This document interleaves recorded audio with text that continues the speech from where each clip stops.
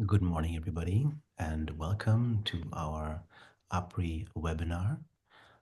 Today's topic is Decolonizing Diplomacy, Rethinking German-African Development and Foreign Policy. I'm very, very happy to welcome you all to today's session. And first of all, I would like to introduce our roster of speakers, panelists, and contributors. Um, First and foremost, I'd like to welcome Dr. Chepo Gwatiwa, who is the author of the policy paper that occasions today's webinar. He will also begin by presenting some key points from this policy paper. Dr. Chepo Gwatiwa is a researcher, a consultant, and a lecturer. He holds a PhD in International Relations, Political Science from the Institut de Haute Études Internationales et du Développement in Geneva, Switzerland.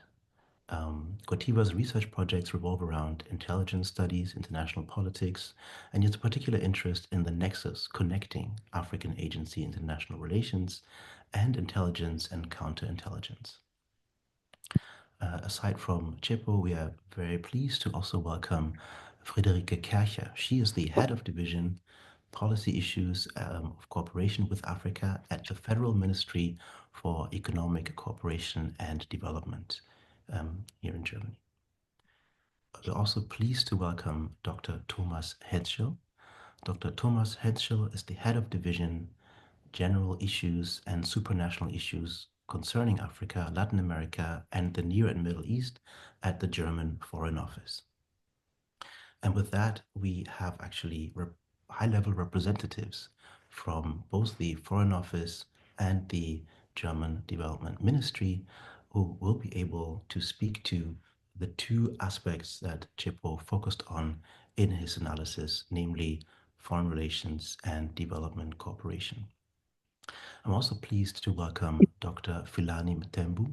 He is the Executive Director at the Institute for Global Dialogue. That is an independent foreign policy think tank based in Tshwane, Pretoria, South Africa. And he will help us by providing an African analytical perspective on the issues that we are going to discuss today. My name is Joshua Kwesi-Akins. I'm your moderator for today. I'm also a senior fellow at the Africa Policy Research Institute.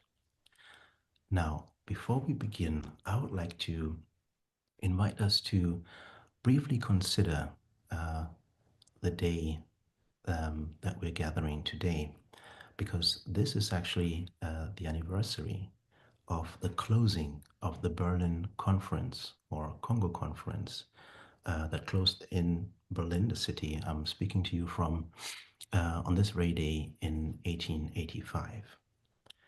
And I believe in this current moment where we see the post-war international order shifting, it might be incumbent on us not just to briefly reflect on what this conference meant, which, as you will recall, is the moment where the so-called Iron Chancellor, the German Chancellor Bismarck, invited representatives of many European and other Western powers to convene in Berlin to actually agree on the basis for the carving up of the African continent into European spheres of interest and influence.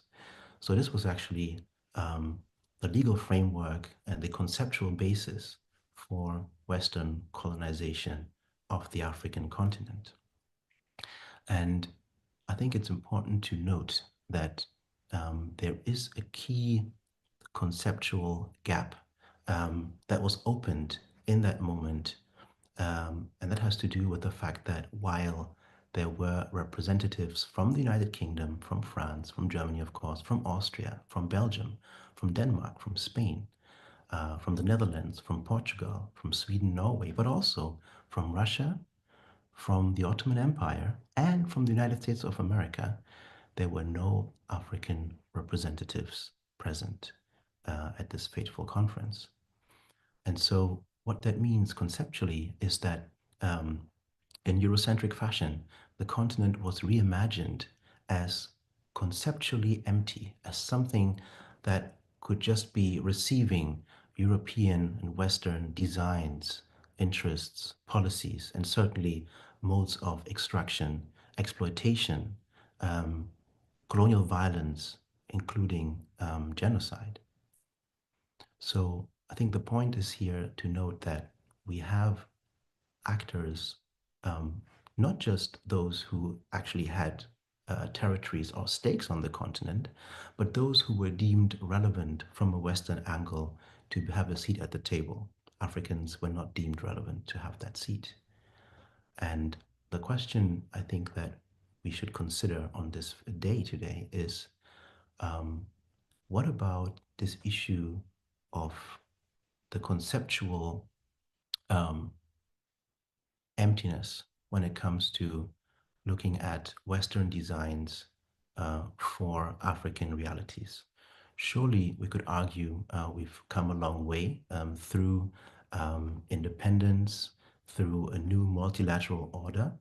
Um, but questions remain about whether the new ideas of partnership that have been enacted um, actually include a proper consideration of African conceptual agency.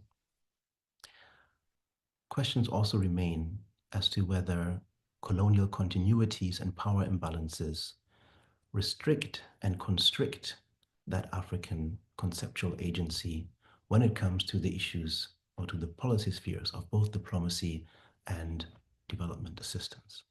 And that is what we are here to discuss today. So once again, welcome from my side. And I would now pass the mic to Dr. Chipo Kwativa to share with us a brief presentation of some key aspects of his paper.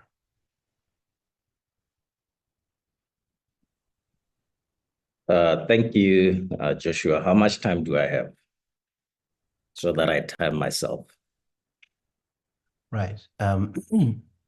So you would now have 25 minutes for your presentation, please. After 25. which we will have a panel discussion of about 45 minutes, after which we would then invite the audience to also join and share their questions with us, and then give everybody on the panel a chance to also respond, or also, of course, ask and engage with each other. Okay. All right. Okay. Thank you, Joshua, and thank you to Apri for this invitation to share my thoughts and hold a conversation around the decolonization of German and EU-Africa relations. I mean, the introduction so much leaned towards Germany, but I think I will try to speak within the original parameters, which was to look at both Germany and the European Union, because that's a very important framework for these relations. So I want to start by thanking everyone who is here and just say we are here to have a conversation. We form just one piece of a larger conversation that we have had as two continents that are intertwined in terms of their history and their destiny. And we speak of decolonization because, as Joshua mentioned in his introduction, that when the borders of Africa were drawn, Africans were not there. When the United Nations was set up, I might add that point that there were only few African states, and many African states came into multilateralism much later compared to other states. So what I'm trying to say here is, as we engage in this conversation, let us remember that African states are new to many things that are occurring in international cooperation. So there are certain things that we need to talk about so that we can have better relations. It's not a fight, it's not an argument, it's maybe a healthy debate or a discussion, so we exchange ideas and see how we can contribute to the betterment of relations between the two continents. And I would also like to say that by focusing on decolonization, we are not necessarily discounting the good things that Germany is doing in Africa. There are plenty in terms of trade. I think those who read the paper, you have seen that trade has grown between Germany and some African countries. In terms of Germany's contributions to development, they exist.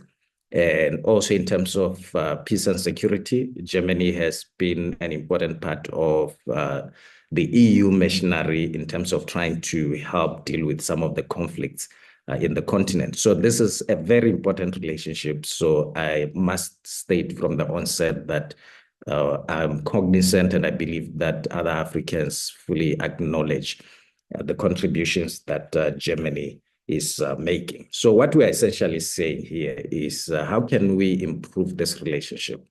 I should admit that it's been getting better, but there's a broader conversation about decolonization between Africa or within Africa EU relations, and Germany being an important part of that relationship. It's important for us to have a conversation about certain things.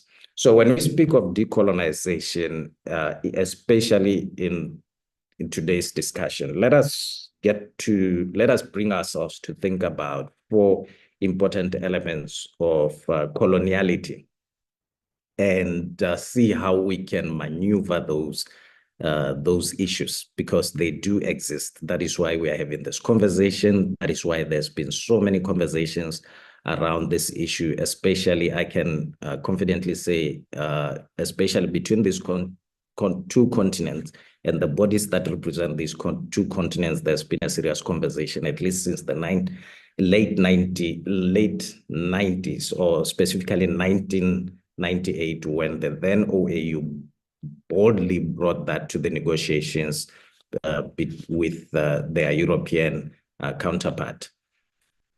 That being said, let's think of four themes that are key indicators of coloniality, which is exploitation. The second one is marginalization and pathologization and saviorism. And as we look at this relationship, it's important for us to appreciate a few things. So I'll take you through it's essentially a brief summary of what's actually in the policy brief, and I'll make a few points here and there, and then avail myself to be part of a much more vibrant discussion alongside the panelists. Just a second.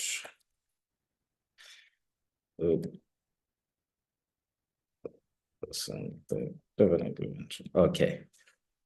So, and in the process of decolonization, we're talking about, changing the role of actors, especially with regards to African agency. As I mentioned, that Africans were latecomers to this whole game of diplomacy, and they still struggle with so many things. And Africa is still struggling, essentially at the cost, struggling with state making and nation building. And there's been a conversation about giving greater room to African agencies so that Africans can play a more meaningful role in their in this process of development. So when we speak about decolonization, it's important to speak about dismantling any trace of coloniality, especially in the structures and the ideologies that reinforce these what might be exploitative,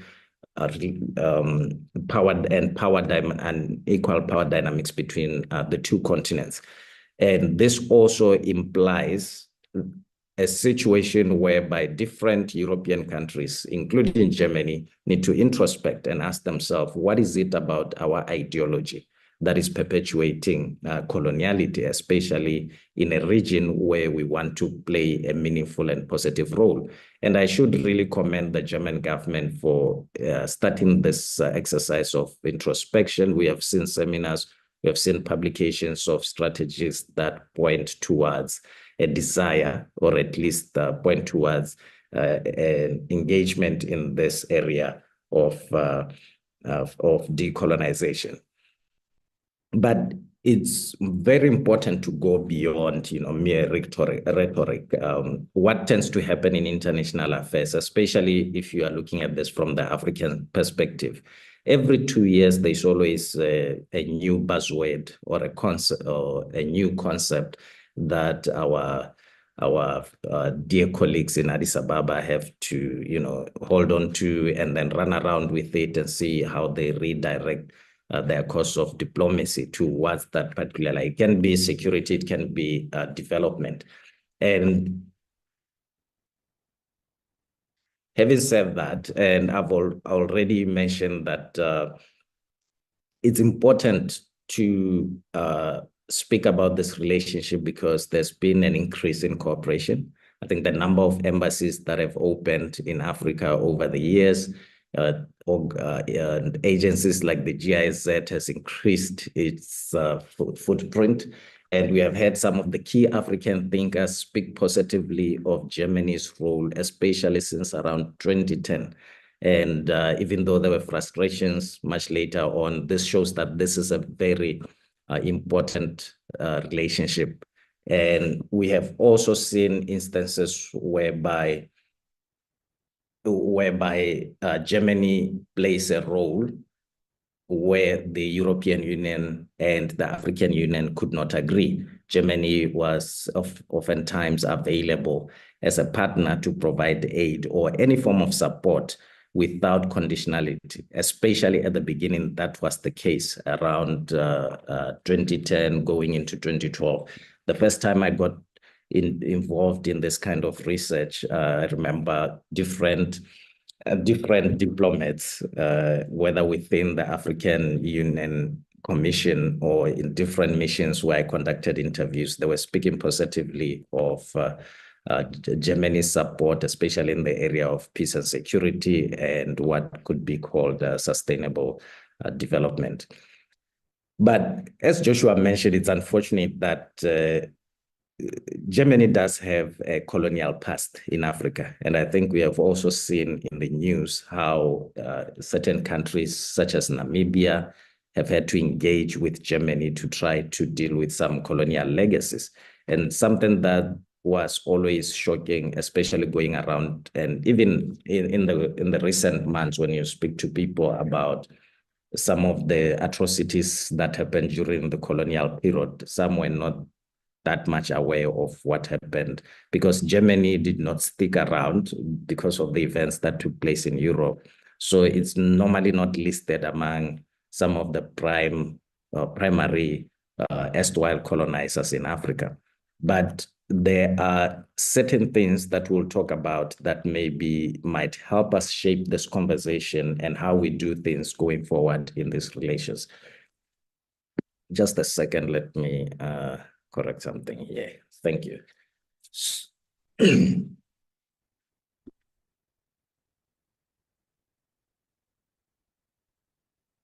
So that being said, it's important for us to actually focus on the coloniality that we find in the foreign policies of both Germany as well as that of the European Union. In some instances, you will find that the actions, especially within the context of peace and security, I think there's been instances whereby you speak to African diplomats and they tend to be uncomfortable with the extent to which Germany is trying to replicate some of the security policies that are within the European Union, as opposed to engaging in meaningful conversation with the Africans as to how do you resolve these conflicts. I think even if you go beyond Germany, you look at how things are going now with the conflict in the DRC, you see that there are differences, different views. There are some approaches that Africans prefer, and then their friends in Europe prefer to approach these processes in a much more different way. And then you also need to also talk about the extent to which raw materials still shape the relationship between Germany and Africa, or the European Union and Africa, access to raw materials. I think a lot has been written, a lot has been discussed about this focus on access to raw materials, because what the African nations have been talking about for quite a long time is that, okay, reduce aid, and some countries indeed have reduced aid and promoted trade. But then the question becomes, how do you promote trade and even engage in economic development? Do you still do it the way that it was done in the 90s or the early 2000s?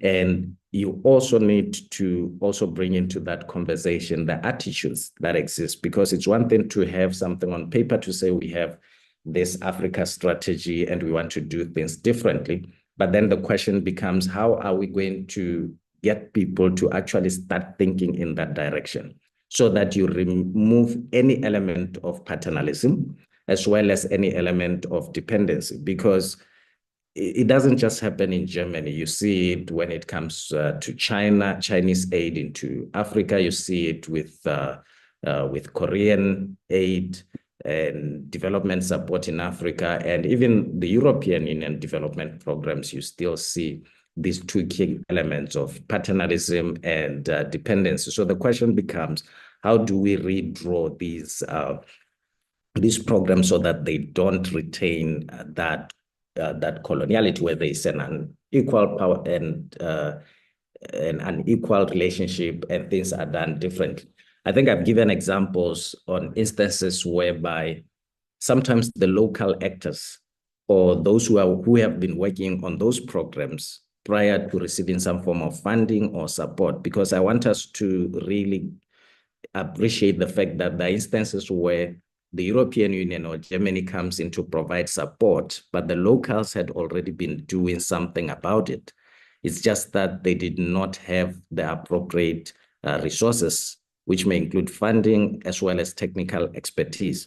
There's been instances where you hear of these kind of clashes, and at the end, there's a problem because the donor has got something in their mind, but the locals have something in their mind. Then the question becomes, do German institutions, do German development specialists want to continue wasting money the same way it has been wasted by other countries for decades or maybe half a century? Or do they want to do that in a different way? So I think it's important for us to think about, engaging in meaningful dialogue. It's important to also have a meaningful conversation with those who are in the business sector, especially those who are supposed to invest in Africa, because I think from around 2011, at least some European leaders began to acknowledge that, because many African activists were saying, you need to reduce the amount of aid and focus more on investment as well as promote trade.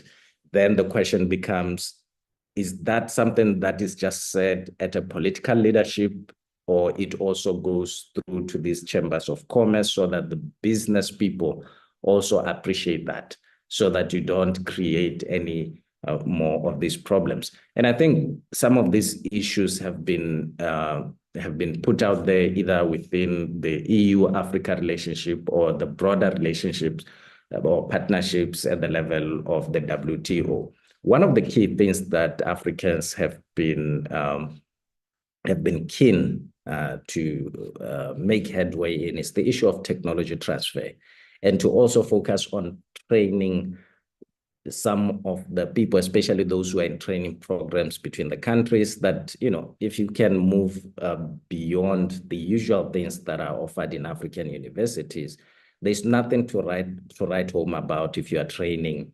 people in basic IT skills. What about more useful areas like training industrial pharmaceutical specialists, so that you stop that dependency on the European Union or any other part of the world, so that there can be more gains in this particular relationship.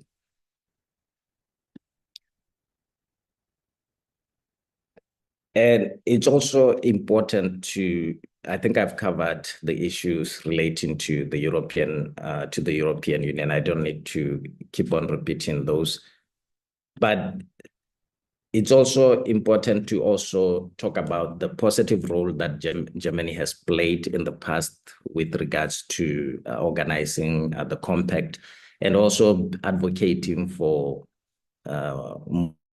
participation in different platforms. And I can also think of past instances whereby Germany played a positive role sponsoring some of the resolutions that really took into consideration, I mean, UN resolutions that took into consideration the interests of Africans, particularly at the UN. It's something that I think must be continued, but there needs, in the paper, I talk about some issues with the compact and how such a relationship can be improved.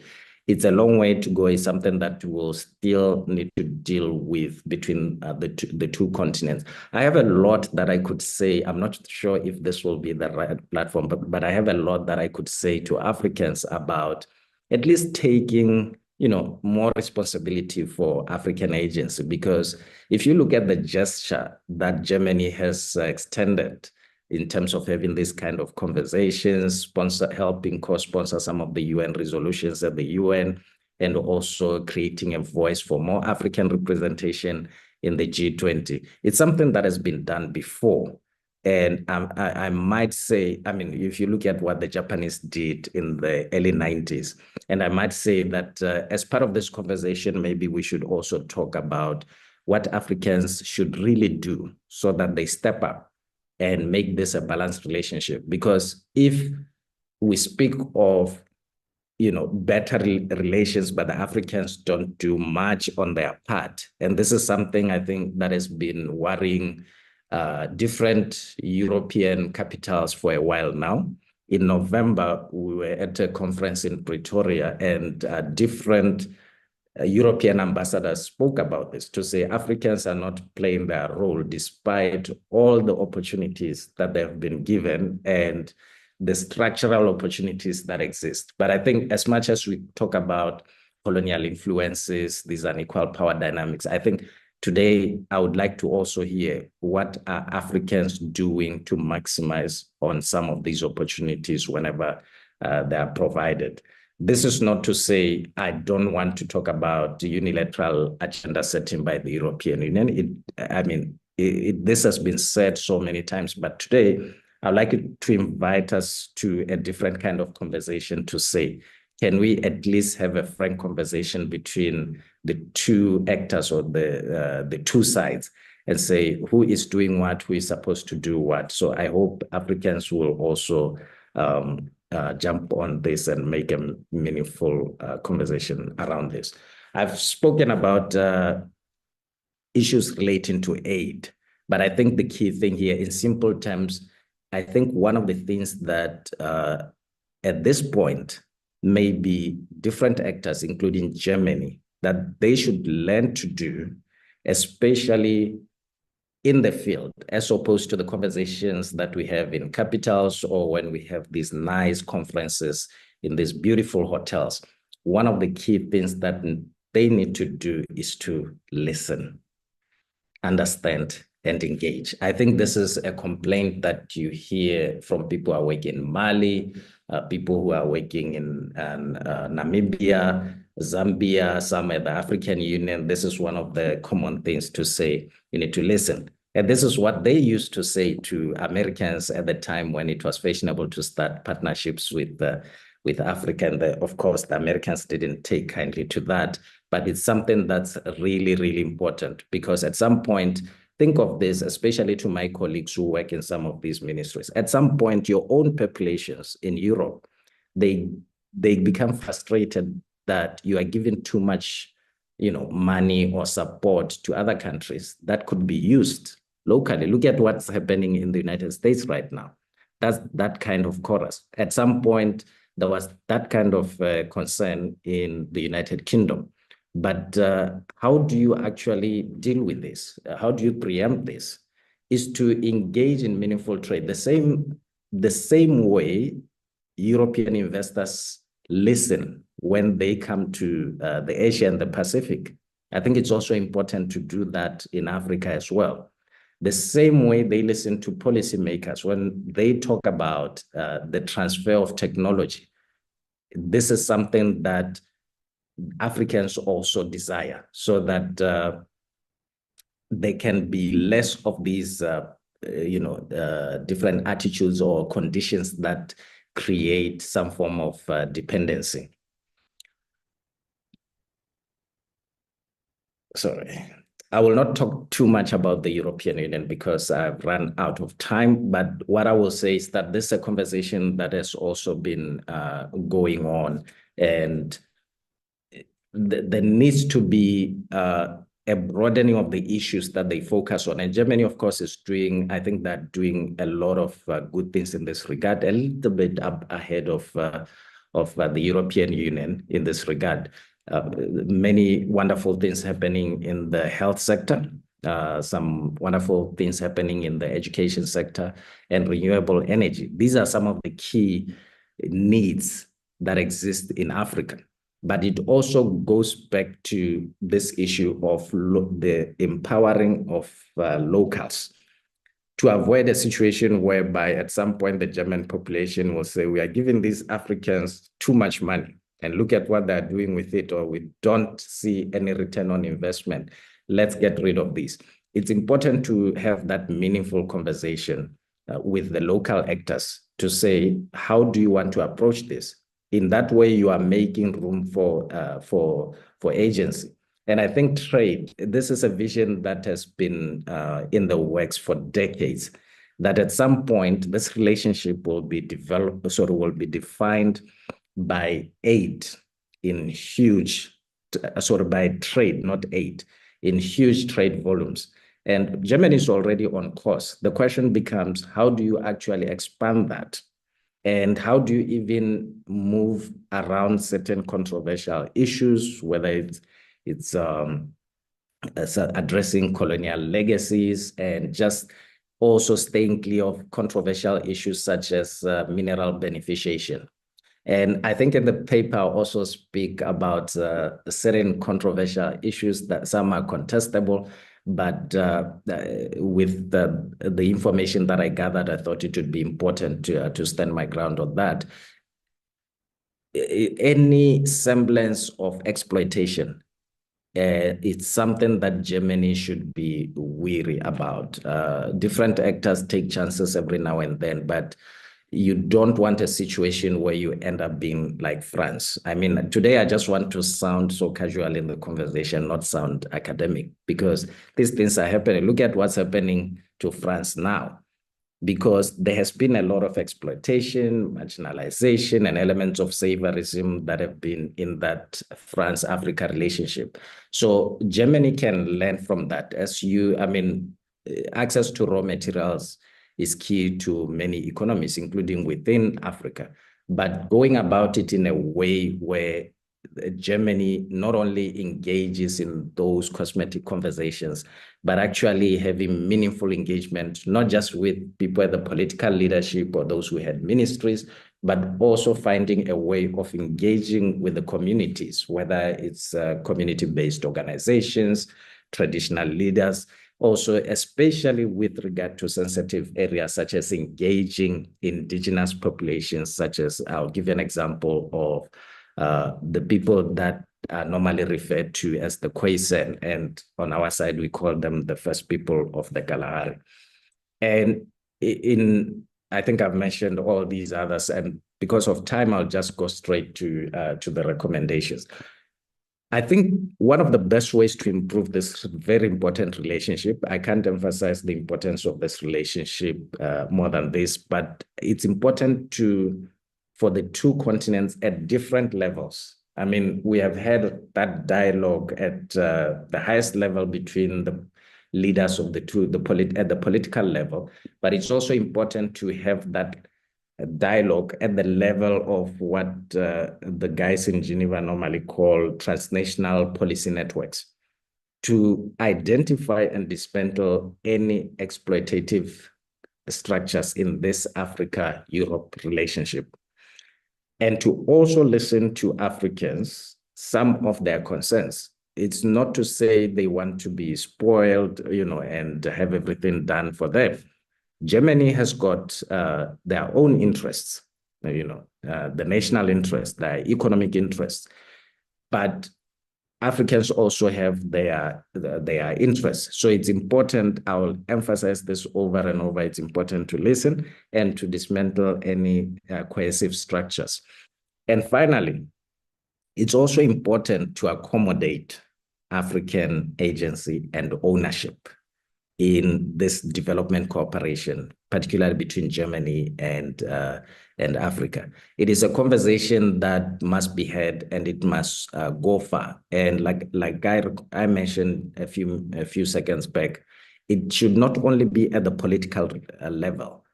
There should be different levels, especially at the policy level, these policy networks and also these advocacy networks that exist between the two continents. I think it's important to have those kind of conversations, because political conversations, they serve that purpose. And most of the times they get lost every 4 years or 5 years, depending on the election cycle in any given country.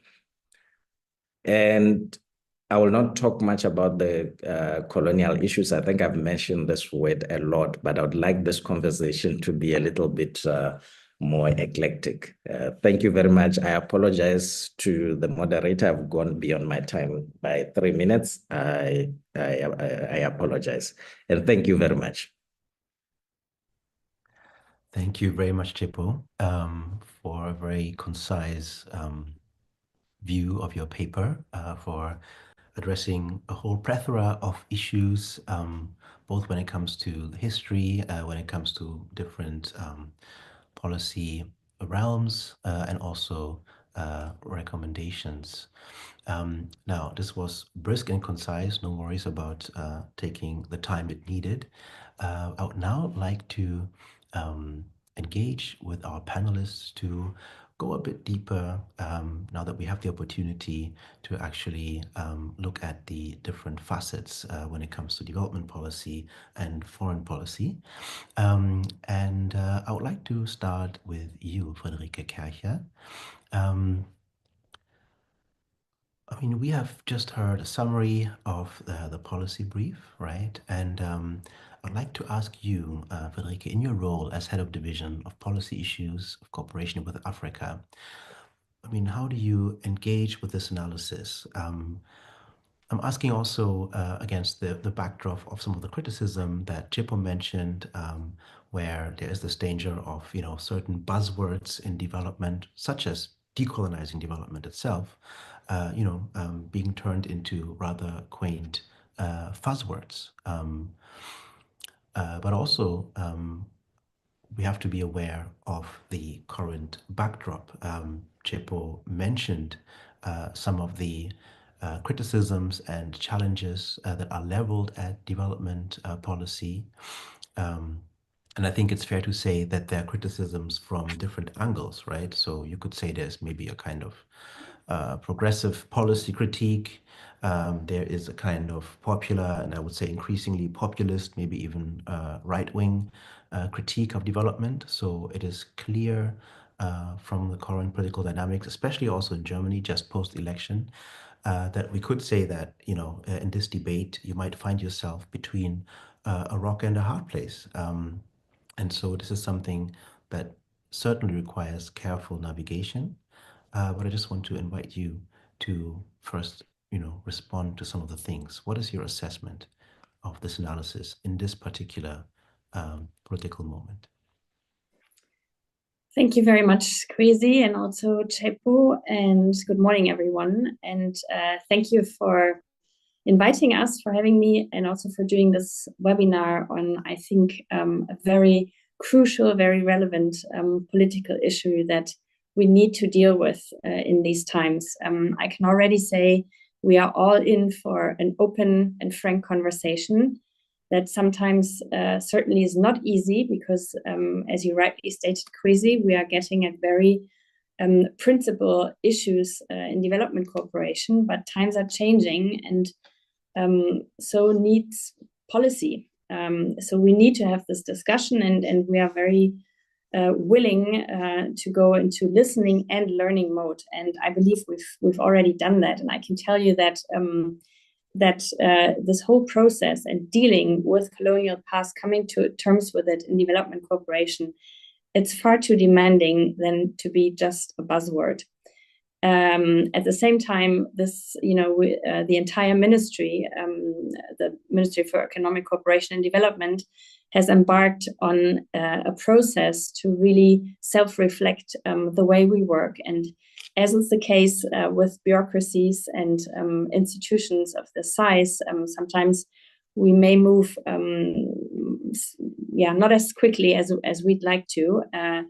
And of course, you also have to fight for this issue internally. But we definitely consider ourselves ambassadors for this topic.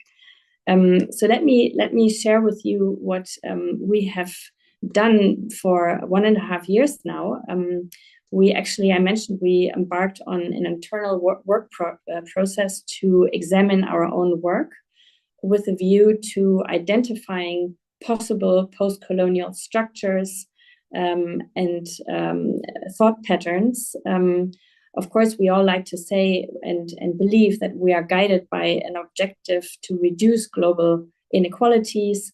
But I think we have to be honest that now and then, of course, that there may still be even unaware patterns of thought and behavior that relate back to colonial times, from our mindset as a donor to how we do planning and implementation of projects.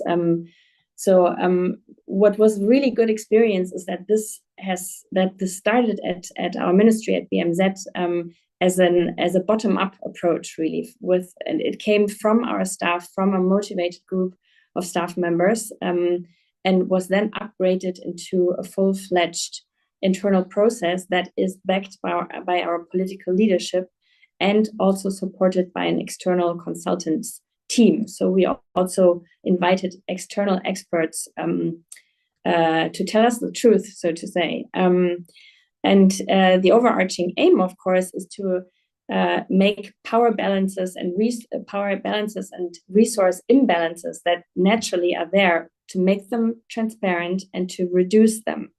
When one side offers funds or financial and personal resources, of course, immediately you have an imbalance. How do we deal with that? And the least thing we can do and must do is to address issues like that. So the ultimate goal really is to make our cooperation better and more pertinent. And that's how we hope to be able to create a win-win situation. We also recognize the changed role of our partners. Of course, there's tremendous geopolitical change that the world is going through, and that needs to be addressed as well. I mean, quite frankly speaking, even the UN system dates back to the middle of the 20th century and a time and perceptions that were rooted in the 19th century. So it's high noon to adjust that system. And Germany has been a very strong advocate of, reforming the Security Council and of also having a greater representation of African partners, like was recently done with the accession of the AU to the G20. But back to our process here at BMZ. So we identified 5 areas in which we would like to scrutinize what we're doing and access potential post-colonial structures that are there. First one, let me run through them quickly, and I will also give you examples of what we've done. And we've worked on this for 1.5 years, so this is a process that needs more time, but it's a beginning. So of course, we looked at non-discriminatory communication and language. Words like development or even the global south, you need to deal with them in a sensitive way. What does actually development mean? Are there different stages of development? Wouldn't it be better to talk about transformation, something circular, not something linear? And so we've come up with a communication guideline that will be made available to our staff to be sensitive towards these issues. We've refrained from making them mandatory because it depends very much on the context, the respective context, but to be aware of the tremendous impact language and the way we talk, especially Chepo, as you mentioned, in the field, which impact it can have. Second, and I think most prominent area is, of course, strengthening partner orientation and the way we do our political dialogue. Partner orientation, of course, that's a very crucial issue. And ideally, our job is to make ourselves superfluous, or to actually, not really even have German or European projects, but to have African projects that we support. We're not there yet, but that's actually where we like to get. So we have these external experts look at our current internal guidelines and regulatory frameworks, and we triangulate them with an interview process where we offer interviews with BMZ staff, with staff from our implementing agencies, GIZ and KfW, and of course our partners, both partners we work with, like civil society organizations in Germany, but of course our partners in partner countries. Another very important issue when it comes to political dialogue and implementing our projects, something you've also mentioned, Chepo, is local expertise, locally led development. And I actually fully agree with what you've pointed out there, that we need to involve more local expertise, networks, civil society, and to overcome hierarchies of knowledge or a westernized solution finding. And we're also looking at technical options for more direct funding to local NGOs, which is not easy. We're using public funds, taxpayers' money. So we also have to make sure that we can be very transparent about how these funds are being used. So that's another very important area. We also, for example, have a cooperation where we work with African think tanks. It's called Knowledge for Transformation with GIZ, where we actually support African think tanks with the aim of strengthening the link between African think tanks and research and African policies, and also to have these the research findings be incorporated better in international and German politics. And then another important area is, of course, to reduce asymmetric power structures in the internal system. I've already mentioned the African Union accession to the G20.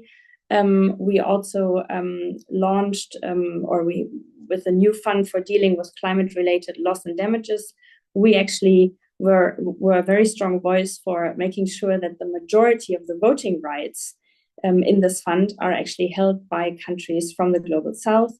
We're also looking into policy areas as climate, social protection, and education via studies to identify colonialities there. And we are, of course, very aware of the narrative, especially in the climate sector, when it comes to the process of industrialization, of trying to be fair to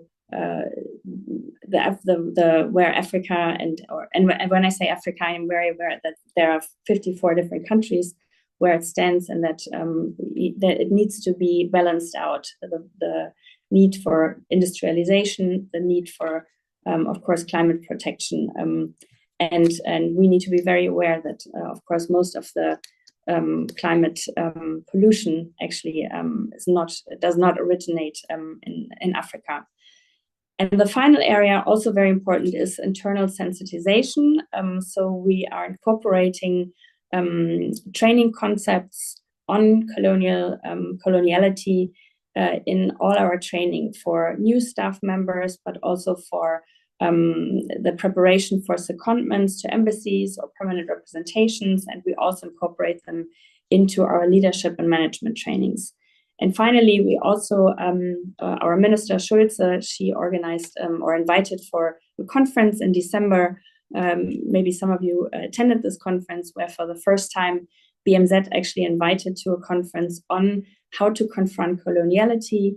We actually shared this process with the public, and of course we are also in dialogue with the German civil society and also with our partners. So we try to embark on a very honest process, and that targets the core actually of how BMZ works.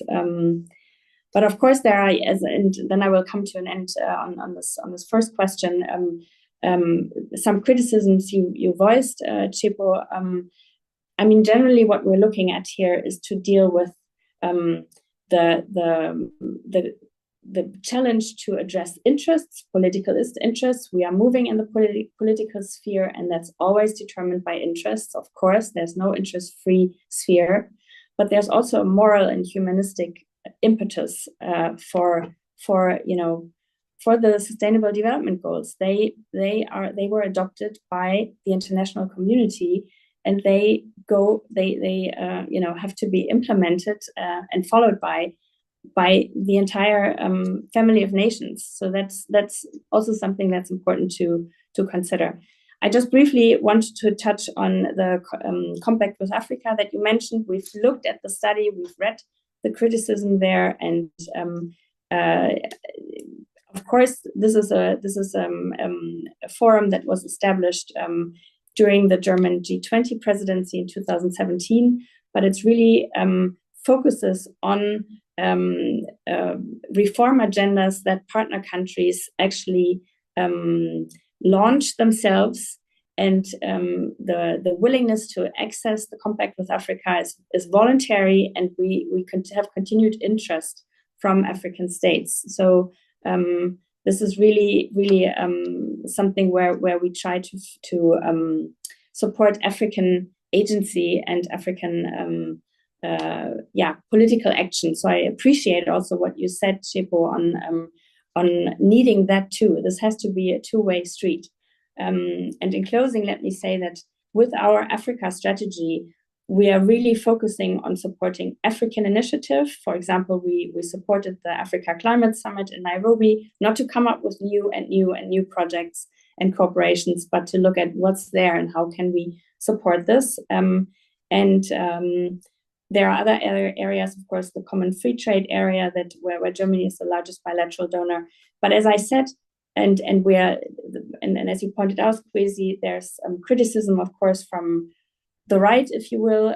So we have to look at being very frank about interests. As I said, this is a policy sphere, and our partners actually demand us to be very clear about interests and not to shy away from them. So of course there are economic interests. Of course, we want to make the critical raw material trade, turn it into a win-win situation. Of course, it's about diversifying resources, especially in these times. But how can we make this a win-win situation? How can we support local value creation? So, last example, 70% of cocoa comes from African countries on the market, but only 1% of chocolate, which also, shows that's one example that very often value creation happens somewhere else. That's also something we are aware of and that we want to support. There's more to say, but I'll stop here, and I thank you very much for having listened so patiently. Yes, thank you so much, Friederike, for this very comprehensive overview. As you said, there would be a lot more to say, but of course we have other panelists to also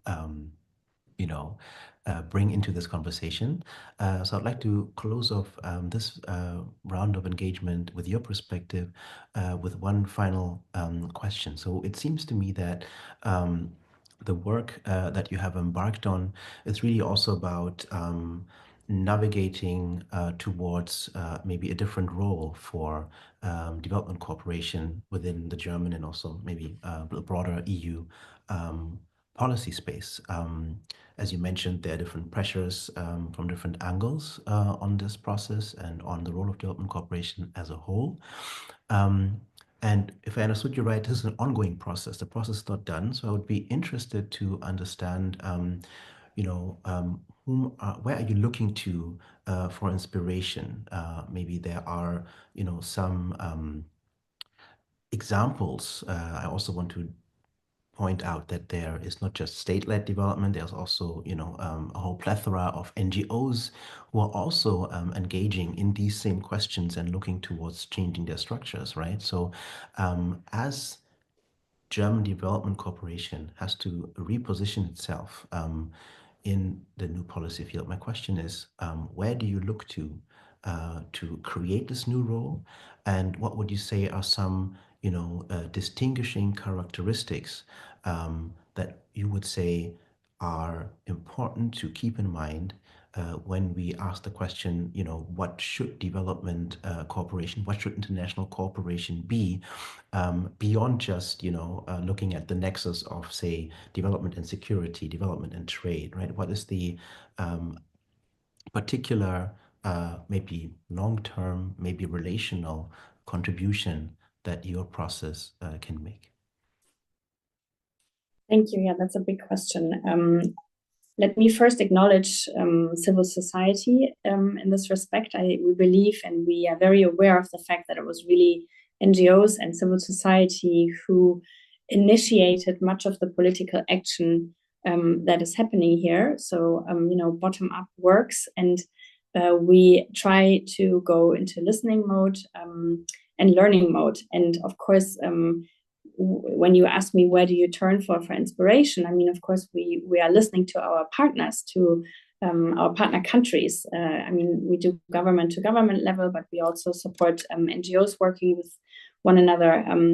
And we have this format called government negotiations. So whenever we make a commitment bilaterally to a country, it's that's a part of a very long process where we have consultations, where we really go into dialogue of what are national priorities, how can we support them, and how can we actually come to terms with interests on our side, and to be transparent about them. And that's where I hope, and where we take inspiration from is from our partners, and to listen what is needed. And I think another very important thing in this whole debate is to remember that there is African agency, and very often we talk about empowering, African partners. I don't think we need to empower, because the power is there, but it also needs to be used. And as much as I think we need to have a critical dialogue and assessment on coloniality in European or German policy, it is important to also acknowledge that African partners are not victims. There's the possibility to act, the opportunity to act, and to go into dialogue and to use political capital. I mean, it's very interesting. It's shocking, and it's moving, and it's unheard of what is now happening with, of course, the closure of USAID, and of what the Trump administration is deciding. But of course, it's also very interesting to look into reactions from the African continent that are very different as the situations are. And before jumping right in and say, okay, now Germany is the second largest donor, it's important to listen, to look and listen what is needed where, which partner actually asks for support. There are many partners who will say, maybe this is the time now where we try to step away from what others call the dependency mode. So I think that's a crucial point in time to actually look, learn, and listen. Yeah. Thank you. Thank you for that. Now I'd like to move on to Dr. Thomas Henschel and bring in the Foreign Office, foreign policy perspective. And I'd like to begin by asking you, I mean, you're the head of division for fundamental issues, but you also have this cross-regional perspective. So I'd like to know, clearly decolonizing development and decolonizing international diplomacy is also a cross-regional issue of relevance. And if so, what would you say are some of the specific learnings that you can draw from, that are enabled by the regional specificities that you look at from a comparative angle? Yes, thank you to Joshua, and good morning to everybody listening here. And thank you, Chepo, for presenting the findings of your study to us. We have read it carefully, including the many also critical views on many aspects. We actually agree with most of them, even though not all.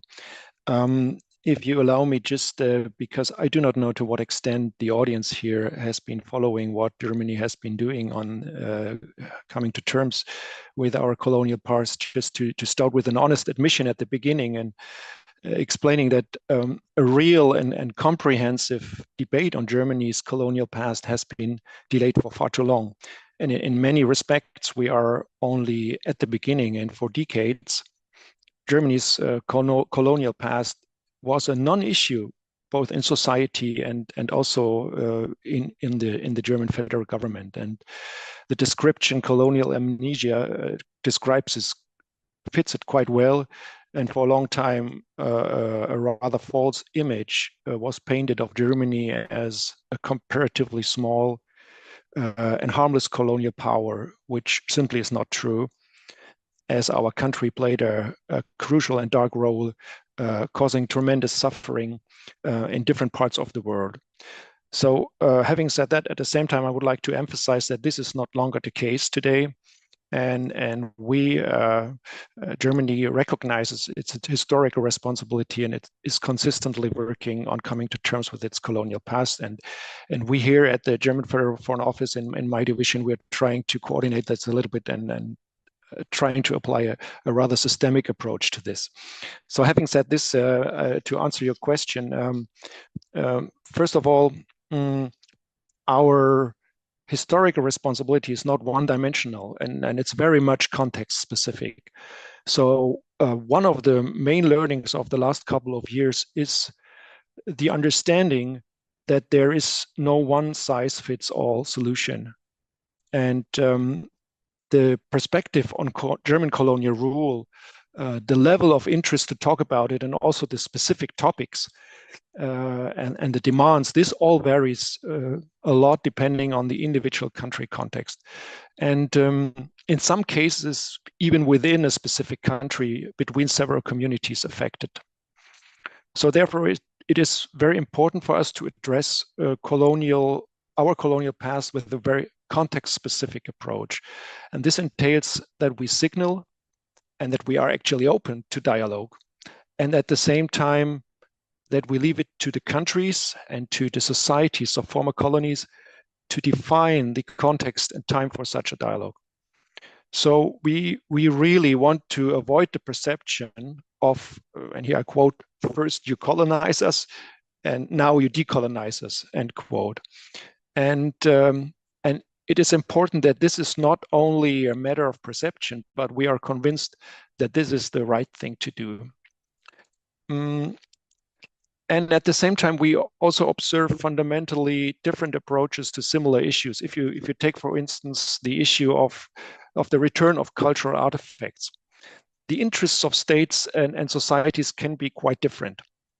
So when we are talking, for instance, with the Cameroonians about the return of cultural artifacts, in this context, return generally means physical return, giving back the artifacts, because artifacts are deeply connected with with cultural identity. On the other hand, if we take, for instance, Pacific Island states who, due to the risks of sea level rising, are rather asking for other forms of return to protect their cultural identity, it's a completely different perspective. And also important is the general realization that dealing with the colonial past and its continuities is key for an honest partnership with former colonies and with the so-called global South in general. And we here at the German Federal Foreign Office, we are convinced that if you want to have authentic and meaningful partnerships, so as often invoked in political speeches, this is only possible if we acknowledge the history, if we are honest to ourselves, and if we deal with it in a fair, transparent, and self-critical way. And this is not only a legitimate request by our partners, it also corresponds to our very own fundamental values and beliefs. And this might not have been the case for a long time, as I mentioned at the beginning, but it is definitely now. Thank you for this first answer. I'd like to follow up by addressing something that we just also heard from Friederike Kercher, which is the fact that in the BMZ there was a crucial role played by parts of the staff in the ministry who actually, pushed for some of these engagements in what she described as a bottom-up process. Now, I'm aware that within the Foreign Office, there are groups such as diplomats of color. I'm aware that there has been a process of looking into historical continuities and the history of the Foreign Office in German colonialism, and there has been a publication that came out around this not too long ago. So my question is, what role do such groups play within the current work of the Foreign Office along these lines? And what are some of the changes that you would identify that have been enabled or furthered by these groups that work in tandem with critical outside perspectives? And what would you say should be the next steps taken based on this particular and maybe potentially new experience of these constellations of actors? Yes. So the German Federal Foreign Office, like all the other ministries, of course, in the federal government, they are not independent or distinct from developments in society, and so this is all not a unique or singular development, but it reflects a general sensitivity towards issues like racial discrimination, diversity, or minority rights that have generally been given more room and more space in societal discussions in society as such. And so we have now also, for instance, a complete new generations of young diplomats coming in to our service that are, first of all, another generation, of course. They are much younger, but they are much more diverse also. And for them, it's just not a question to ask whether we should come to terms with our colonial parts. It's self-evident. So this is important. You were asking on groups such as the diplomats of color. First of all, the sheer existence of diplomats of color. This is just to explain to everybody a staff network at the Foreign Office that is open to anyone who has experienced racism or discrimination due to their cultural, ethnic, or religious background. But it's also open for colleagues who have not experienced racism or such things, but would like to get involved in this area. So the sheer existence has contributed to raise awareness and to sensitize people within the ministry. And it has raised awareness to the concerns of people who have experienced discrimination, to promote structures within our ministry, within our Federal Foreign Office that are critical of racism at home and abroad. And it has been important to encourage the ministry to actively promote diversity and equal opportunities, regardless of origin. This has all been very important for a long, I would say, overdue change of mentality regarding matters of coloniality within our own ranks.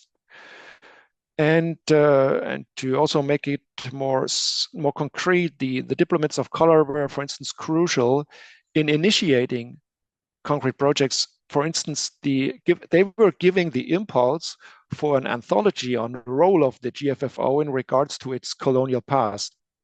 So no, it's wrong, not the GFFO, because at that time it was just the Foreign Office, not the German Federal Foreign Office, but in regards to its colonial past. So we have last year published this anthology. It's a very thick and comprehensive volume last year, and it has been presented by our minister publicly. And this gives, for the first time, an independent scientific insight into the Foreign Office has been involved in colonial activities, because it's important to understand what our own role was in the past. And it's especially important today, 26th of February, when we mark the historic end of the Berlin Africa Conference. Another example I would like to mention is, for instance, the role of our leadership, Minister of State, Katja Coyle, who is our, if you want to have it this way, Minister for African Affairs, has been addressing the colonial past as a major focus of her term in office. So she traveled to 7 countries in Africa and the Pacific, which were former colonies, and she very actively reached out to civil society and diaspora groups, and of course also inviting the outspoken, the very critical ones. And she pushed activities within our ministries, within our ministry, panel discussion, movie screenings with young diplomats in general. So we believe that our personnel, it plays an important role in also overcoming continuities. This is about mindset and actions. And yes, it also concerns the broad lines of our foreign policy, our actions, but it also concerns the mindsets on which these actions are based, the awareness with which we develop policy here together. And you can find it, you all might have read it, the new federal government's Africa policy guidelines, which are named or titled Shaping Partnerships Together in a Changing World. This, again, sounds like the usual political poetry, but it's not. We are convinced that this is the right way to do. And in order to fill it meaningfully, we had an unprecedented broad outreach, consultation phase with African partners, with governments, with civil society, with academia and think tanks and diaspora groups. And we also, maybe coming to an end to answer the question, we're trying now to much more systematically integrate all these topics into the training of our young diplomats. And we, as I mentioned at the beginning, here at my division have applied a very structured, very systematic approach, bringing together stakeholders within the ministry at our foreign missions that are involved with colonial issues, dealing with aspects of our colonial past. We have introduced regular coordination between the federal ministries on the matter, etc. So, but to not monopolize the discussion, I stop here. All right, thank you very much. Now, some of the contributions to the edited volume that you mentioned were, of course, also made by a whole plethora of African historians and experts. And to make sure that we have this multi-perspectivity also on the panel, I would now like to turn to Dr. Filani Mutembu. I would like to invite you to bookend, what we have heard so far from your colleagues. Looking at this from your perspective, which aspects of German development policy and/or foreign policy would you identify as most shaped by colonial continuities, the ones identified in the policy brief or others? And what should the next German government prioritize in terms of concrete decolonizing activities? No, thank you, colleagues. I think the first point is that at a structural level, I mean, it's quite clear that, and fellow panelists have pointed this out. I think at a structural level, when you have relations that have traditionally been shaped, one being a provider of development assistance and the other being a recipient of development assistance, it has shaped, certain power imbalances. Power still obviously plays a role. That's at a structural level. It's not necessarily something that I would say, that's not very easy to undo.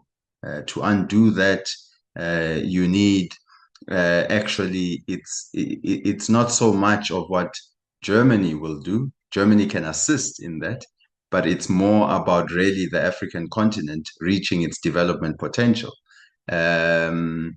Its development potential, which is not something that is, I think, very far-fetched. I mean, I think when we speak about Africa, I think a lot of the times we tend to dwell on its colonial history, not understanding and at times forgetting that this is a continent whose colonial history is a dot in its longer historical evolution. Whether it's the African continent playing a role in transmitting technology, ideas, and development to other parts of the world. The continent has done that. You know, we've had Africans way before the colonial period traveling to other parts of the world as experts, as scientists, you know, as doctors, sharing advanced knowledge of the day. We've had, you know, ancient Greek scholars acknowledging that many of them were educated in Africa, you know, in ancient universities on the continent. So I think it is quite important when, as we go through this process, both at a German side but at an African side, is to constantly remind ourselves that Africa's history and Africa's identity is not defined by the colonial period. So decolonization is a process that is led by the formerly colonized societies. It is not necessarily led by, you know, countries and regions that colonized other parts of the world. The very reason we are having this discussion, the very reason we are there are processes underway within Germany and in other parts of Europe to address those historical legacies, is because of the agency of countries and peoples that were formerly colonized. So that is quite important. This very conversation affirms the agency of Africans in having actually brought this issue to the attention and to the mainstream to the point where there is an acknowledgement. And I think that is very important. It's also going to be important going forward to constantly examine and challenge the perceptions amongst citizens of countries that provide development cooperation. It's quite clear there's many surveys that have been done. When you just understand perceptions, societies of countries that provide development assistance tend to think that their countries provide more development cooperation as a proportion of their national budgets than reality suggests. That creates the perception, which our presenter Tsepo had mentioned, of where at times societies say, where are these funds going? How have they been used? Why are they not yielding results? Why is Africa still in the position that it is? Which in itself is a misperception, because yes, there are challenges in Africa, but I would argue that in the last 100 years, Africa is in a much better place than it's been for a long period of time, you know, with all the challenges that we are confronting. So it's very important to keep addressing, you know, some of those perceptions around, you know, what is being provided, how much is being provided, and so on and so forth, and to not create unnecessarily the perception that that it is only through development cooperation that African countries will develop. You know, this is not the reality. And then, of course, it's important that, you know, to look at the changing international development cooperation landscape and some of the real challenges we are confronting. I mean, US aid, we've had announcements, you know, obviously from the UK, even from the Dutch recently. But these are not new debates. So, and Europe, we need to understand, even from our side in Africa, that Europe is in a very challenging situation at the moment. It is in a challenging situation where it is being essentially forced to reinvest much more in its security interests. That has already had an impact on the levels of disbursements of development cooperation going to Africa and other parts of the world. But I don't think we must look at it as something that is somehow targeted at Africa per se. I think we need to understand the context that Europe is currently in, and at the same time, understand that yes, it's not only through development cooperation. We can work with Europe to unlock various resources within Africa. For an example, illicit financial flows. There is the perception that Africa is a net recipient of development cooperation, when in reality, it is a net exporter of capital, but at times through illicit means. Now, that tells you that we need to close a few loopholes between African countries and various capitals around the world, where we can minimize, the degree to which we have these illicit financial flows, and that African countries can mobilize more resources domestically to invest in their own development going forward.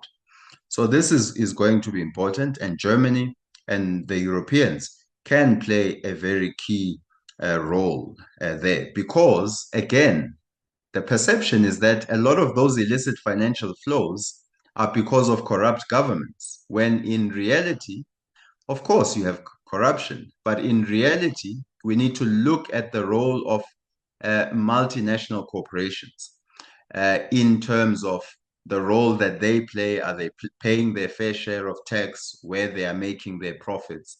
How can we work together between Germany and Africa to build up the capability of African states to actually regulate and enforce their regulations in this realm? Let me move towards closure. I think it's important to also rethink the value that we placed, both from a provider and a recipient. We need to rethink the value that is placed on the financial component of development partnerships. Let me give you an example. If funds are disbursed in order to implement certain development projects in Africa, you need to rely on working with domestic partners who bring to the table their know-how, who are in effect already working on those areas with or without financial support. The financial support certainly assists, and it elevates and amplifies what is already happening on the ground. However, if we put too much emphasis on the financial component, then we recreate the donor-recipient relationship. If what Germany is able to provide is the financial resources to enable, those projects to go ahead, then if our understanding of partnerships is correct, then the African partners are providing equally important resources in terms of implementing those development projects on the ground. So we must not, financial resources are important, but we must not unnecessarily give them a much higher weighing when compared, to the other resources that local partners bring to the table. We definitely, and this has been mentioned, we also need to broaden the scope of the local partners. Once you've worked with certain partners and you know how to work with them, it's easy to keep working with them. But at the same time, dynamics are always changing. So it's important to keep in mind that, try to find also other partners. And then this year, the AU's theme is justice for Africans and people of African descent through reparations. And I think part of these actions, of course, it's also, I would argue, partly elements to support reparations, because I think reparations are not just about financial, reparations. It's a much broader ecosystem when it comes to reparations. The last point, I think, is that it's going to be important to support curriculum development, both in Africa, but also in Europe. I think, for example, of a very important project led by UNESCO, which is the UNESCO General History of Africa. It's documented African history from, and it's a wide international scientific council that has put, this work together. However, this work is not getting out enough. It's not getting out into the schools. It's not getting out into the schools in Africa, and it's not getting out into the schools in other parts of the world. Very important volumes. And in doing that, we have to support, of course, the development of African regional value chains. We mentioned critical minerals. Critical minerals are very important. They're important for the just energy transition. They are also important for the digital transformation. And I think there's great opportunities for Germany to work with African partners in terms of ensuring that there is a mutual benefit from these critical minerals, and that they are able to also support the creation of regional value chains in Africa. And I'm hoping that some of these issues will also be discussed in the forthcoming EU South Africa summit that takes place on the 13th of March. So that's coming up quite soon. And I think Germany plays a very important role there. So let me stop there. Thank you, colleagues. Thank you so much for providing this perspective and helping us to reassess and reframe some of the things that we've discussed, both when it comes to inflows and outflows, the issue of African agency and reparations in their different forms, and also particular modes and opportunities for shifting cooperation, even in the very near future. Now, we're coming to the top of the hour, but I would like to find out if we have one or two brief audience questions that we could still inject into this discussion.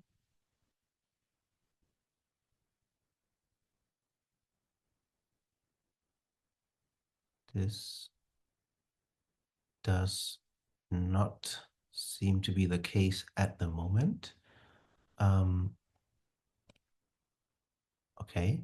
In which case, I would like to maybe ask a final question to Dr. Filani Mthembu. Given the fact that, we just had elections, there's a new government forming in Germany at the moment, I would like to hear from you, what is your assessment? What would be key steps for the German government to take in terms of furthering this agenda of, decolonizing its stance when it comes to development and foreign relations? And what would be the cost? What would be, the drawbacks that Germany would face if it decides not to continue along these lines in the German-African relations? Yeah, no, thank you. And I think what's important is that both from a political party perspective, I think the different political parties have been working on their own Africa strategies or Africa concept documents. So already it does show you that at a political party level, that they have seen the need to more systematically conceptualize and understand the importance of the continent in terms of Germany's foreign policy. So I think in this case, they don't have to reinvent the wheel. They have to obviously draw from those perspectives. Some of us have also played our own role in providing input into those discussions. And I think that in itself is quite important. I think also Germany it's going to be important with this new government coming in. It's coming in at a time when South Africa is hosting the G20. And amongst the priorities that are listed within the G20 are issues such as debt, sustainability, financing for development, issues like critical minerals, just energy transition.